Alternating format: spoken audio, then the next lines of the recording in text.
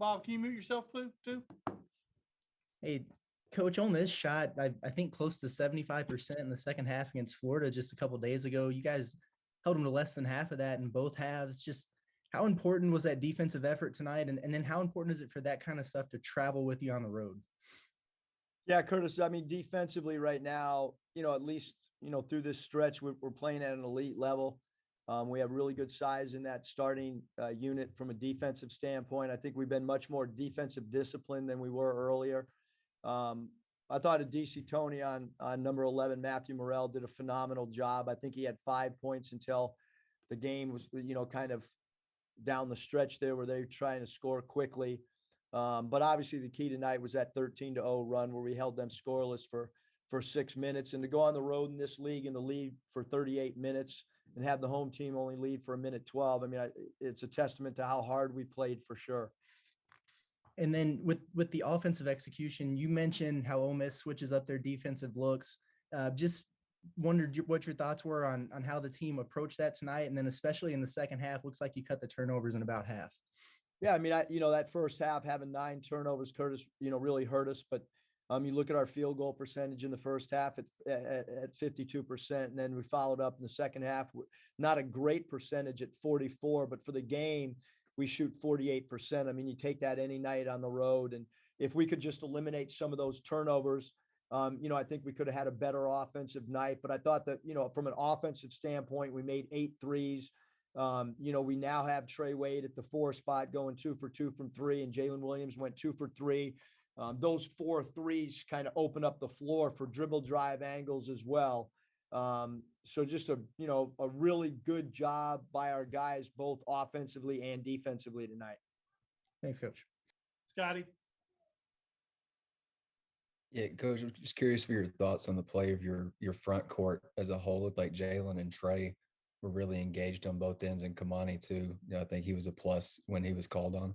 Yeah, Kamani did a great job. I mean, he played 7 minutes and 44 seconds and had 3 rebounds.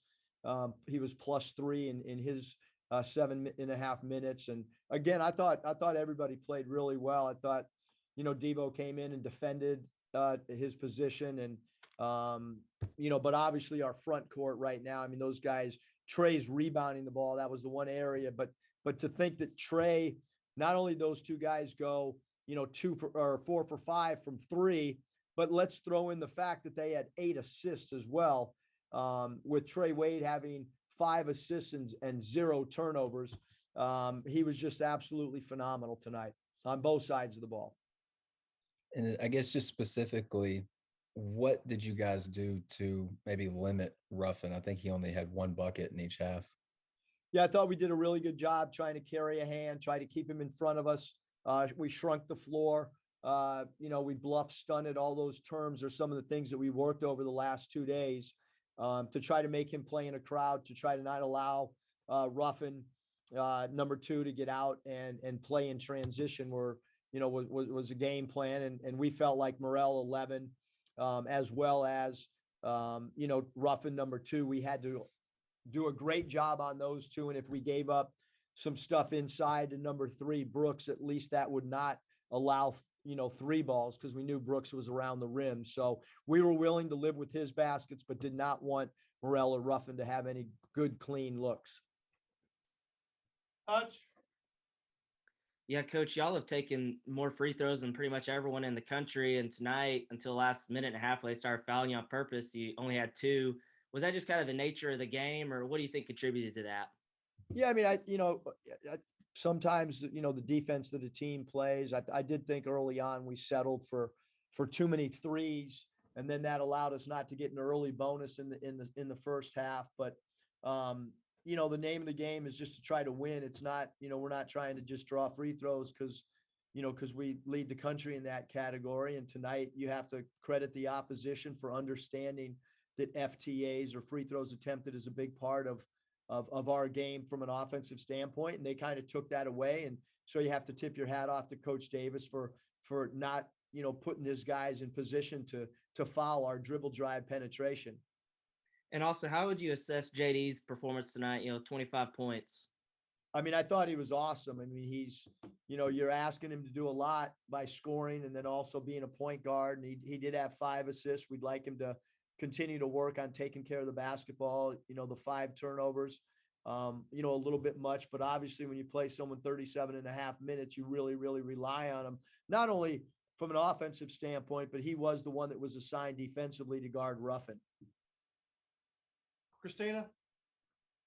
Coach, I know we already talked about tonight's defense specifically, but as far as over these past 5 games and these wins, I know you mentioned you wanted to talk a little bit about the improvements that have been made. So what have you felt like has been the biggest difference in these 5 games defensively? Really good listening, following the game plan. It's in all honesty, I mean, we've been a man-to-man team since I've been coaching college. We've kind of been a no middle team. Our pick and roll coverage, I would say, is the one area, Christina, that we've really, really, really improved in. Our pick and roll coverage was, pretty good at times, horrific against Hofstra. We kind of went back to exactly what we were doing last year after the Hofstra game. And I think we've made, baby steps, which with each outing since we were pathetic on that particular night in Little Rock. Bob? Eric, can you remember a team of yours holding 5 straight conference teams under 40% shooting? I think Ole Miss was under 35 tonight.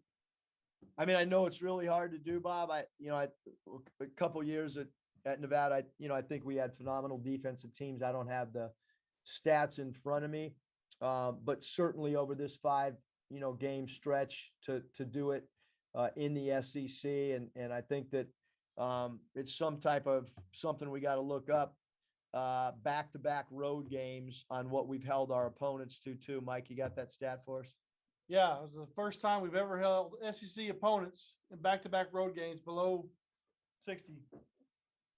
You mean below 40? Oh, 60 points. Okay. 60 points. Yeah, Okay, so that's first time ever in the SEC. in the SEC, correct. Okay.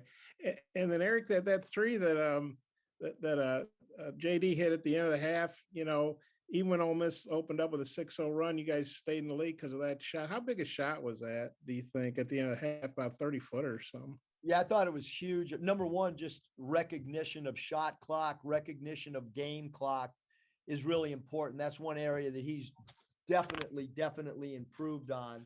And I certainly think it gave us great momentum, phenomenal momentum going into halftime, because they had kind of scored, a little bit easier the last 3.5 minutes of the first half. They were gaining a little bit of momentum, and I think that shot kind of, took a little bit of enthusiasm maybe out of them headed in, at halftime. And that 13-0 run, obviously they were 0 for whatever. What were you guys doing specifically to really lock them down in that sequence, do you think? Just taking away 3 balls, doing a really good job of when they brought shooters off screens, doing a good job of chasing, carrying a high hand, and trying to make them floor it and not give any open looks whatsoever. And then, maybe sloughing or helping off some guys that maybe we wanted to shoot instead of some of their primary offensive players. And then Note, you talked about him. He had some block shots tonight. He's had some block shots. You don't really think of JD getting blocks, and Jay Will had some blocks too. What'd you think of the block shots? Yeah, I mean, that's one of the things that, getting back to Christina's question, I guess that is one of the things that we talked about, is what we were doing is we were contesting shots, but not leaving the floor. And I think in the last 3 games in particular, we've done a great job of blocking shots, of perimeter jump shots, and not just things inside. And that's part of our, we call them Pat Riley closeouts, where you got to really contest with great desperation. And I thought we did a really good job of that, not just tonight, but in the last few games as well. One more, the 5-game winning streak, obviously defense is key to, but just how good is it to be on a roll like this when you got off to such a rough start in the league and you hurt your shoulder and all that crap you had to deal with? Yeah. I mean, I think, Bob, that, like, we never wavered in, hey guys, if you can just follow the game plan, and if it doesn't work, then it's on us. But I thought we we went off track a little bit too much earlier in the year, and some of those games we won. And I think, sometimes losing can grasp the attention of your players. And I think that happened. And then as a staff, we kept tinkering. And I don't think at any point in the off season did we think that this would be our starting lineup. But it is the best lineup right now for us and how we want to play and how we have gotten off to fairly good starts, and they complement each other. Okay, I'm good. You gotta tell Van Horn to give you a break, icing that shoulder down. He can't use you 3 times on the weekend, man. It's, you're not 20 anymore.